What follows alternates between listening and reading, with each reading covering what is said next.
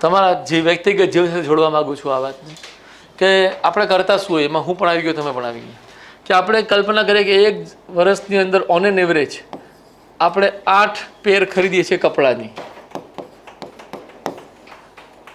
Right?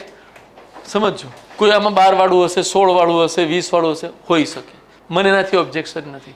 પણ એ પોતે પોતાની પર વિચાર કરે કે આ 8, 12, 16માંથી ખરેખર 3-4 જોડી વાસ્તવિક રીતે આપણને ગમવા લાગે, અને પછી એ વર્ષથી 3-4 જોડીમાં જ વીતી જતું હોય, તો આપણે પહેલાં પ્રથમ તો શું ખોટું કરી નાખ્યું, તો કે આ 3-4 જોડી સિવાયના જે કપડાં કબાટમાં મૂકી રાખ્યા છે, જેને પહેરવાના નથી જવલ્લે પણ, યા 100 દિવસે એકવાર પહેરીશું, એને તરત જ તમારે છે ને મેદાનમાં ઉતારી દેવા જોઈએ કે ભાઈ આ કોઈને આપી દો, હું પહેરતો નથી, મારાથી ખરીદાઈ ગયા ભૂલથી.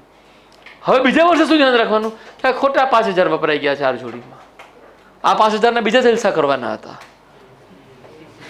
તમે વાપરજો તમારા જલસા માટે, મને ઓબ્જેક્શન નથી, પરંતુ આ જે રિડ્યુસ શબ્દ છે, સંસાધનોનો બિનજરૂરી ઉપભોગ. હવે તમે અત્યારે ભણતા હશો ને, જ્યારે હું ભણતો તો 5-7 પેન રાખતો, પછી 10-12 પેન્સિલ હોય, 3-4 તો ઓલા શાર્પનર હોય, 3-4 રબર હોય, તમે સમજો હે. અને ભાઈ કહે શું તો કે ભણવા સિવાય બધું, તો એ બધું પહેલું જ છે સંસાધન.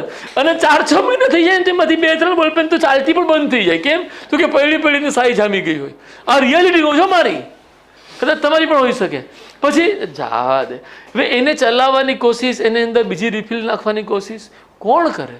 ફેંકી દીધી. પછી તરત પપ્પા પાસે બોલપેન લેવાની છે, અરે હમણાં તો લીધી હતી, અરે ચાલે છે ક્યાં?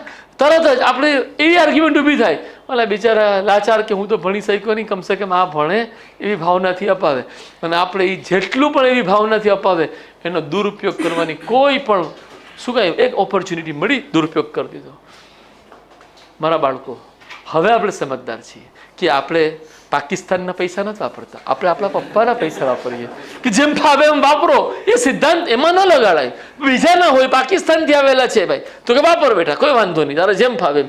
પણ તારા પપ્પાની મહેનતના છે, તારા મમ્મીની મહેનતના છે, તારા દાદા દાદીની મહેનતના છે બેટા. એને તું આવી રીતના, તને વાપરવાની બધી છૂટ છે, તારે કોઈ કસર નથી કરવાની, પરંતુ તું જેને ખરેખર વાપરવાનું જ નથી, જેનો ઉપયોગ જ ખરેખર કરવાનો નથી, ત્યાં તું રૂપિયા નાખ શું જામ્યું છે કે બસ આમ ગયો રસ્તા ઉપર નીકળ્યો, એક ટી-શર્ટ બહુ ગમી, લઈ લીધી, 1500 રૂપિયાની હતી, પછી પહેરી તો આયા ખુશતી હતી ને આયા ખુશતી હતી, હવે બીજી વાર પહેરી જ નહીં, ગયા 1500. બેટા એવા ખર્ચા આપણા પપ્પા મમ્મીના આપણે કરીએ? વિચારવા જેવી બાબત છે. અને જેવું તમે આવશો ને તો મને લાગે છે કે કોઈ જે વ્યક્તિ જેટલા ખરીદી રહ્યો છે, હું મારી જાતમાં જ કહું ને, હું મારું આ જે સેટઅપ છે ને એમાં 30 થી 35% ઘટાડો કરી ગયો મારા ભાઈ બહેનો આ જ વાક્યથી. અને ખરેખર જોવા જાઓ તો મારી જે ઈચ્છા છે એ પ્રમાણે હું બધું પહેરી જ રહ્યો છું.